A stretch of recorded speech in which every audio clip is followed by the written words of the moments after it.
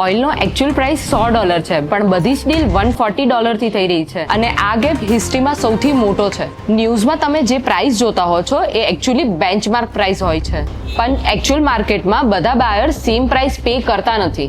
આ ટાઈમે પ્રોબ્લેમ શું છે? લિસ્ટેડ પ્રાઇસ અને એકચ્યુઅલી ડીલ પ્રાઇસ વચ્ચેનો જે ડિફરન્સ છે એ હિસ્ટ્રીમાં બહુ વધુ છે.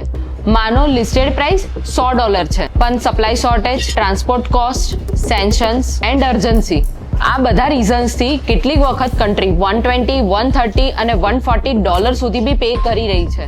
એટલે ઓફિશિયલી માર્કેટ કામ લાગે છે. બિહાઇન્ડ ધ સીન્સ કોસ્ટ ઘણી બધી ગઈ છે.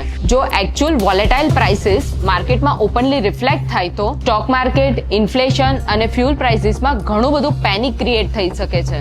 એટલે જ બેન્ચમાર્ક પ્રાઇસીસ જે છે એ સ્ટેબલ રેફરન્સ તરીકે બતાવવામાં આવે છે. માર્કેટમાં એકચ્યુઅલમાં દેખાતી પ્રાઇસ અને રિયાલિટી ઘણી બધી અલગ હોઈ શકે છે. આવા જ ફાઇનાન્સના બ્રેકડાઉન્સ માટે સેવ કરો અને ફોલો કરો.